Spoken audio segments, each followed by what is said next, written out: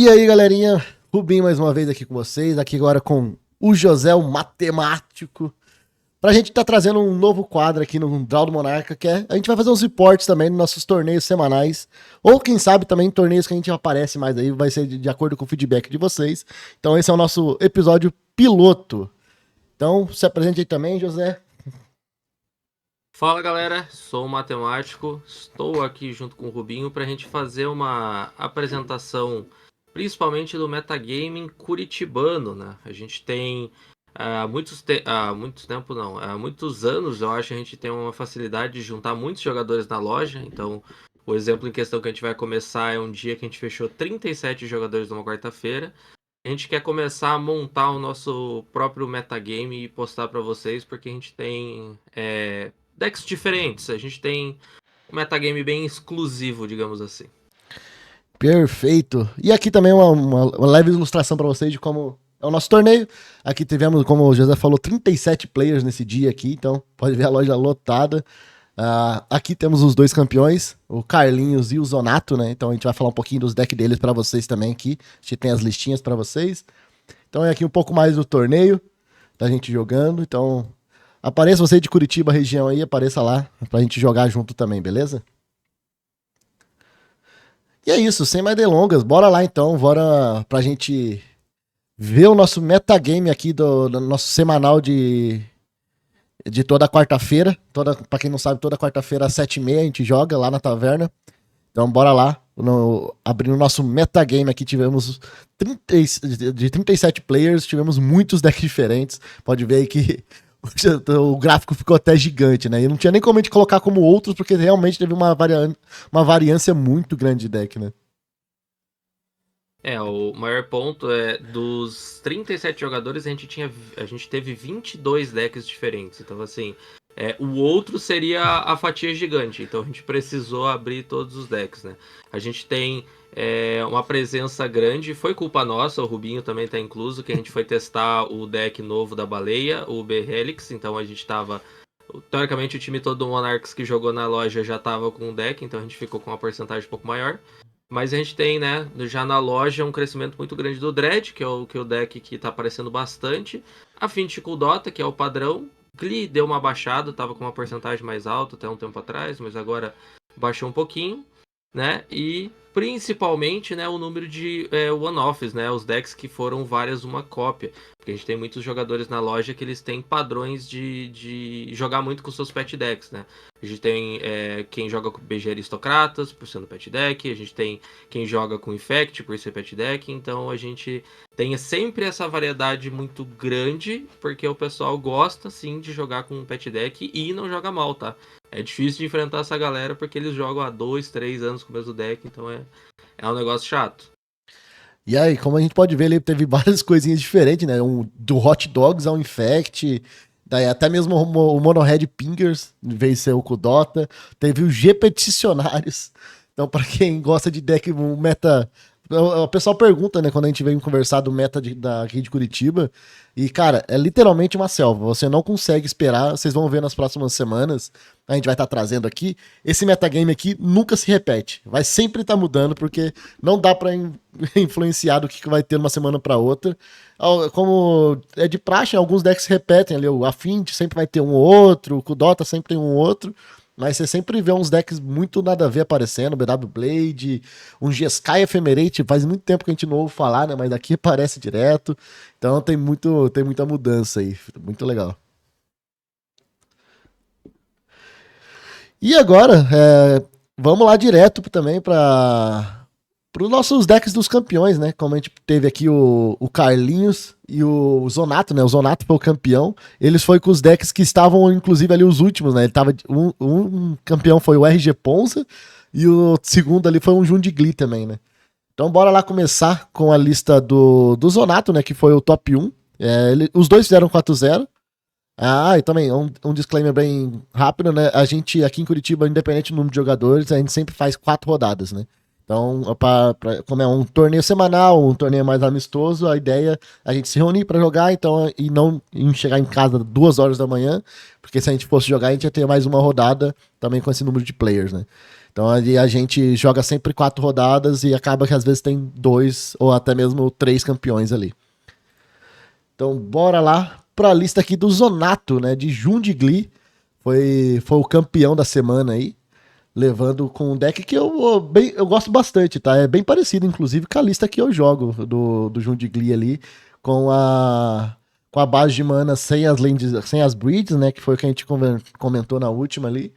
E jogando mais focado ali pra ter as crisales, pra ter um plano B. E ele tem a escolha de colocar Red Blast no side, né? Que eu não gosto muito, mas acabou que funcionou bastante pra ele. A formação, né, de jogar com o Glee, né, principalmente o Jun de Glee, aqui em Curitiba, sem as lentes artefatos, é uma coisa meio tradicional. Porque até um tempo atrás a gente já tinha bastante White Winnie jogando na loja, né? Então o pessoal 3 4 touch to dust no side já é uma coisa a se temer. E principalmente a gente tá com uma porcentagem ali um pouco mais alta de Affinity, e Affinity é sempre um deck relativamente presente aqui na loja. Então a galera gosta de ter 2, 3, 4 Dust to Dust, gosta de jogar com 3, 4 Cast to the Fire. Então, assim, o pessoal se segura muito em questão de base de lane de artefato.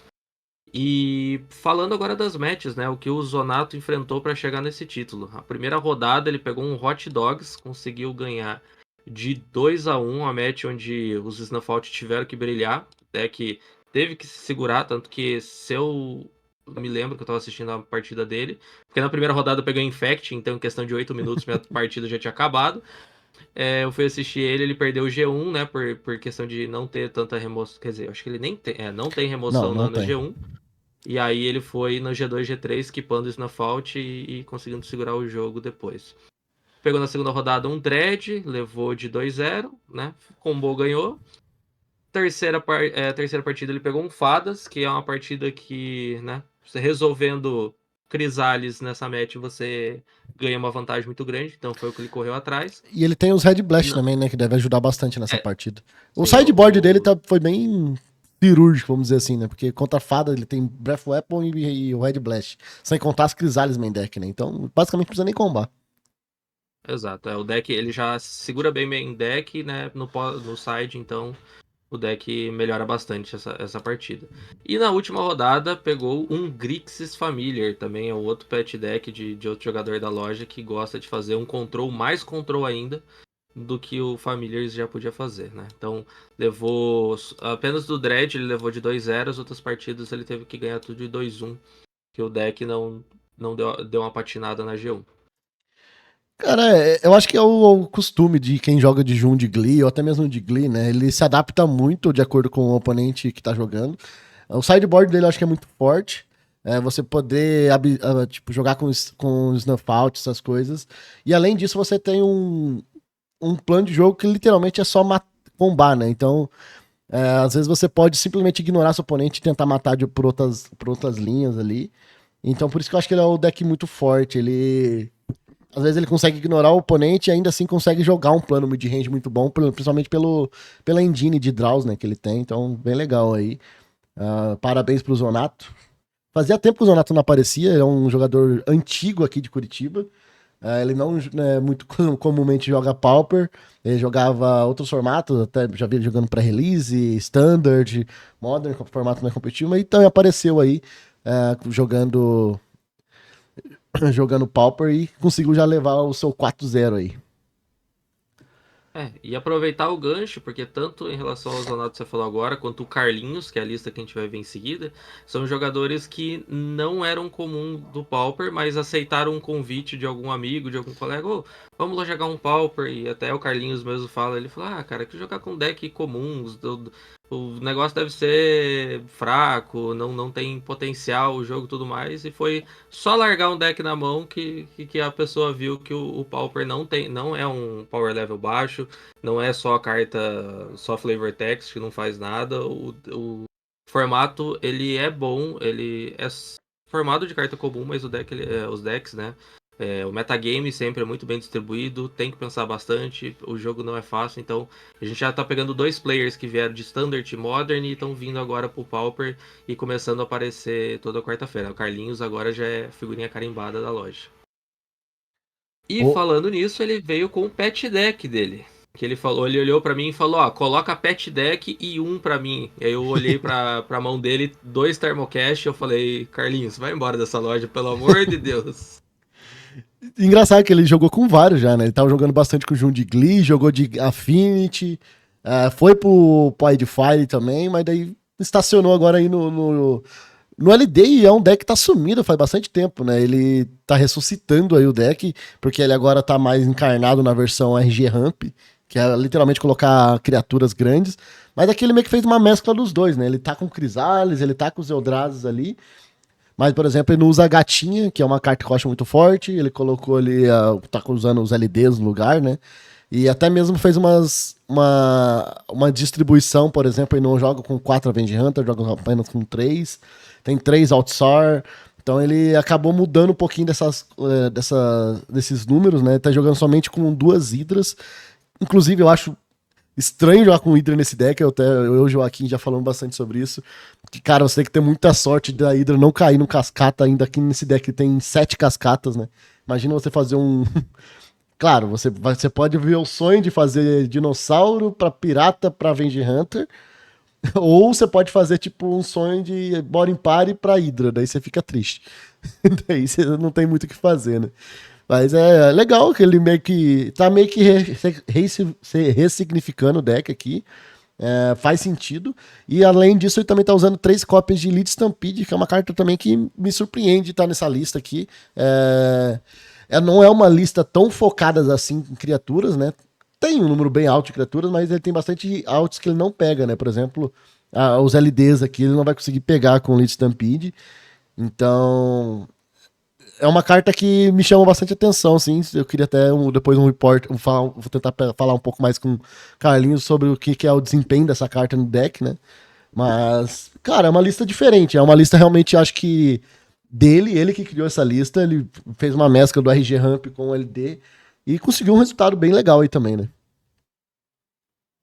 Exato. E agora falando das matches que o Carlinhos teve para chegar desse 4-0, ele ganhou os 4 jogos de 2-1, começa contra um BG, né, um Glee Combo, ele conseguiu levar o jogo.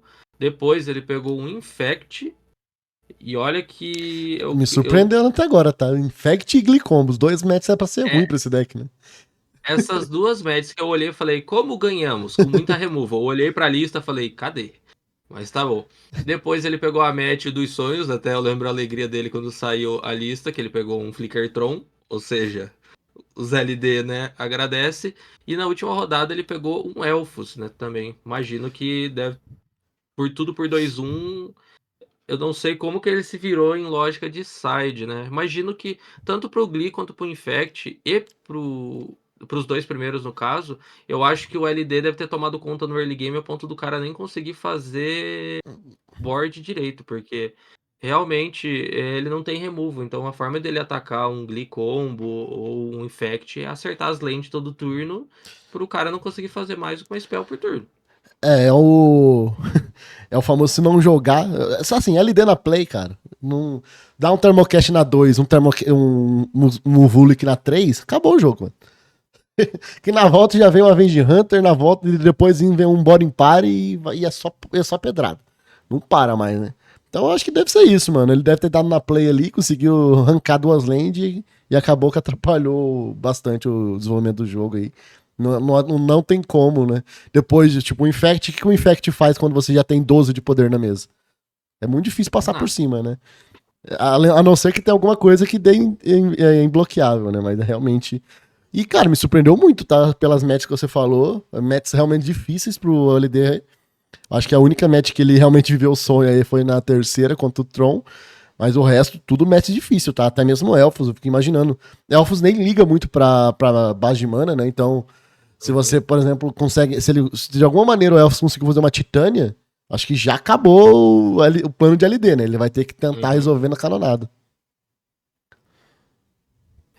Foi, eu acho que entre os dois, né? É claro, dando parabéns pro Zonato pelo 4-0, parabéns pro Carlinhos pelo 4-0, mas assim, das duas caminhadas, me parece que a do Carlinhos foi um pouquinho mais árdua para chegar no 4-0. Então, parabéns para ambos os jogadores. Perfeito, então, galera. Esse é o nosso report semanal. Até deixar aqui mais uma vez a foto dos campeões. Deixem aí nos comentários o que vocês acharam, se vocês querem que a gente traga mais esse tipo de reportes aí pra vocês verem aí o metagame daqui de Curitiba também no nosso semanal. E é isso, bora lá, vamos ficando por aqui. E semana que vem estamos de novo, se vocês gostarem. Até a próxima, valeu!